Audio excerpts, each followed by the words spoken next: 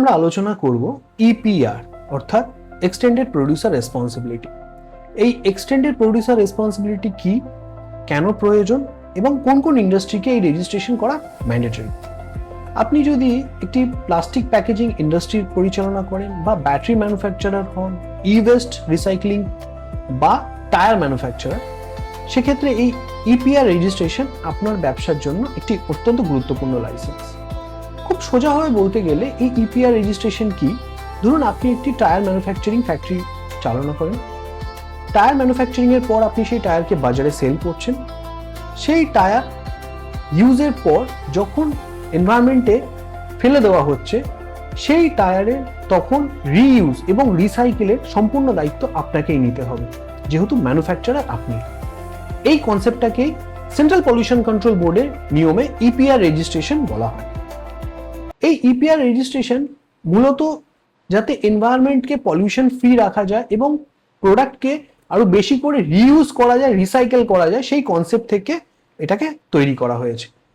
এই ইপিআর এর প্রত্যেক বছর একটি করে রেজিস্ট্রেশনের সাথে রিটার্নও ফাইল করতে লাগে, অর্থাৎ সারা বছরে যে পরিমাণ প্রোডাক্ট আপনি বাজারে সেল করলেন সেই ইকুয়াল প্রোডাক্ট আপনাকে রিটার্নে সাবমিট করতে হবে, তবে কি একটি ইপিআর সার্কেল কমপ্লিট হবে। এবার আমরা আলোচনা করি এই ইপিআর কোন কোন ইন্ডাস্ট্রি নেওয়া ম্যান্ডেটরি। এখনো পর্যন্ত সাধারণত 5টা ইন্ডাস্ট্রিকে ইপিআর রেজিস্ট্রেশনের আওতায় আনা হয়েছে। তার মধ্যে প্রথম হচ্ছে plastic packaging industry, battery manufacturing, e waste recycling, tyre manufacturing এবং ওয়েস্ট অয়েল। এই 5টা ম্যানুফ্যাকচারিং ইন্ডাস্ট্রির সাথে যদি আপনি যুক্ত থাকেন তাহলে ইপিআর রেজিস্ট্রেশন আপনার জন্য অত্যন্ত গুরুত্বপূর্ণ। এবার আমরা আলোচনা করব যদি ইপিআর রেজিস্ট্রেশন না হয়ে থাকে কি কি সমস্যা হতে পারে। দেখুন, ইপিআর একটি সেন্ট্রাল পলিউশন কন্ট্রোল বোর্ডের অত্যন্ত গুরুত্বপূর্ণ রেজিস্ট্রেশন।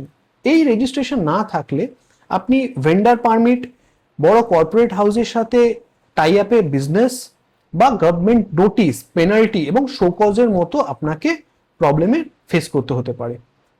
এই ইপিআর রেজিস্ট্রেশন সংক্রান্ত যদি কোনো রকম কোনো কোয়ারিজ থাকে বা আপনার এই বিজনেসের জন্য ইপিআর রেজিস্ট্রেশন আদৌ প্রয়োজন কিনা সেই সংক্রান্ত যদি কোনো রকম কোয়ারিজ থাকে, আপনি আমাদের সাথে ডিরেক্টলি যোগাযোগ করতে পারেন। আমরা ইপিআর রেজিস্ট্রেশন থেকে শুরু করে ইপিআর কমপ্লায়েন্সেস এবং আফটার রিটার্ন পুরো প্রসেসটা খুব স্মুথলি হ্যান্ডেল করি। টিম ট্যাক্সপেশন আপনাকে সম্পূর্ণভাবে হেল্প করবে ইপিআর রেজিস্ট্রেশন এবং এই সংক্রান্ত কোয়ারিজ থেকে। Thank you.